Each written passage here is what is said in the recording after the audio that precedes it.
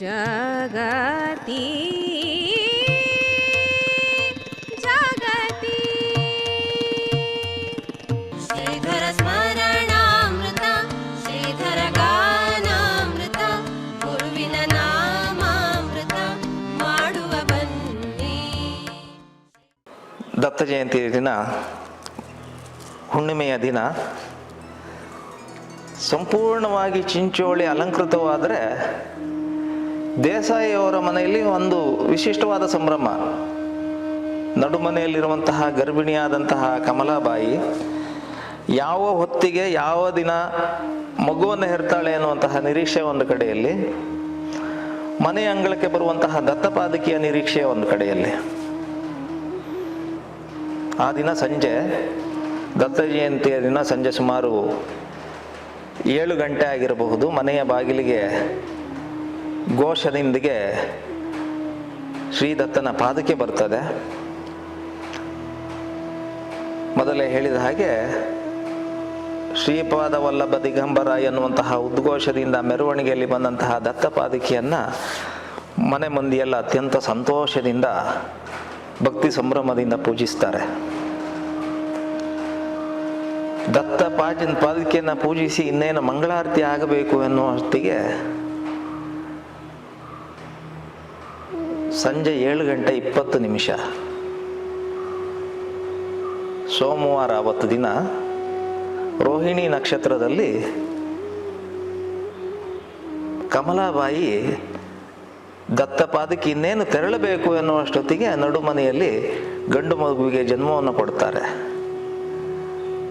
ನಾರಾಯಣರಾಯರು ದತ್ತಪಾದಕಿಯನ್ನು ಕಳಿಸಿ ನೇರವಾಗಿ ಮನೆಗೆ ಬಂದು ನೋಡುತ್ತಾರೆ.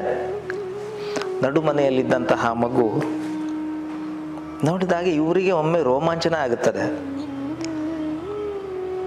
ಒಂದು ಕ್ಷಣ ಇವರಿಗೆ ದಿವ್ಯ ರೂಪದಲ್ಲಿ ಕಾಣಿಸಿಕೊಂಡು ಬಿಟ್ರು ದತ್ತ. ಕೊರಳಲ್ಲಿ ತುಳಸಿ ಮಾಲೆಯನ್ನು ಹೊಂದಿದಂತಹ, ಕೈಯಲ್ಲಿ ಜಪಸರವನ್ನು ಹೊಂದಿದಂತಹ, ಕಾಲಿನಲ್ಲಿ ಪದ್ಮಚಿಹ್ನೆಯನ್ನು ಹೊಂದಿದಂತಹ ದತ್ತಾತ್ರೇಯನೇ ಮಗುವಿನ ರೂಪದಲ್ಲಿ ನಾ ಬಂದಿದ್ದೇನೆ ಎನ್ನುವ ಹಾಗೆ ಒಂದು ಕ್ಷಣ ನಾರಾಯಣರಾಯರಿಗೆ ಕಾಣಿಸಿಕೊಂಡ್ರು. ಇವರಿಗೆ ಅರಿವಿಲ್ಲದೆ ಒಮ್ಮೆ ಕೈ ಜೋಡಿಸಿ ಹೋದದ್ದು ಹೌದು. ಯಾಕೆಂದ್ರೆ ಯಾವ ಗೃಹದಲ್ಲಿ, ಪ್ರಸೂತಿಕಾ ಗೃಹದಲ್ಲಿ ಇದ್ದದ್ದು ತನ್ನ ಮಗ ಎನ್ನುವುದನ್ನು ಮರೆತು ಕೈ ಜೋಡಿಸುವಂತಹ ದಿವ್ಯ ರೂಪದಲ್ಲಿ ಕಾಣಿಸಿಕೊಂಡ್ರು. ಸಂತೋಷ ಆಯ್ತು ಎಲ್ಲರಿಗೂ. ಯಾಕೆಂದ್ರೆ ದತ್ತನ ಅನುಗ್ರಹದಿಂದ ಹುಟ್ಟಿದಂತಹ ಮಗು. ದತ್ತ ಹೊತ್ತು ಪ್ರಸಾದ ರೂಪದಲ್ಲಿ ಯಾವ ಫಲವನ್ನು ಕೊಟ್ಟರೋ ಅದೇ ನಿಜ ಎನ್ನುವ ಹಾಗೆ ಮತ್ತೊಮ್ಮೆ ದತ್ತ ತೋರಿಸಿದ್ರು. ಹಾಗೆ ನೋಡಿದ ಕ್ಷಣ ಸಂತೋಷ ಆಯಿತು, ಮನೆಯಲ್ಲೆಲ್ಲ ಆನಂದ ತುಂಬಿದೆ. ಎಲ್ಲರಿಗೂ ಒಂದೇ, ಅವತಾರಿ ಬಂದಿದ್ದಾನೆ, ದತ್ತಾವತಾರಿಯ ಜನಿಸಿದ್ದಾನೆ ಎನ್ನುವ ಹಾಗೆ ಎಲ್ಲರೂ ತೀರ್ಮಾನಿಸಿದ್ರು. 10 ದಿನಗಳ ಸೂತಿಕವನ್ನು ಕಳೆದ ಮೇಲೆ ನಾಮಕರಣವನ್ನು ಮಾಡಬೇಕಾದ ಸಂದರ್ಭ. ಬಹಳ ಯೋಚಿಸಿ ಹೆಸರಿಟ್ಟರು ಅಂತ ಅನಿಸ್ತದೆ. ಯಾಕೆಂದ್ರೆ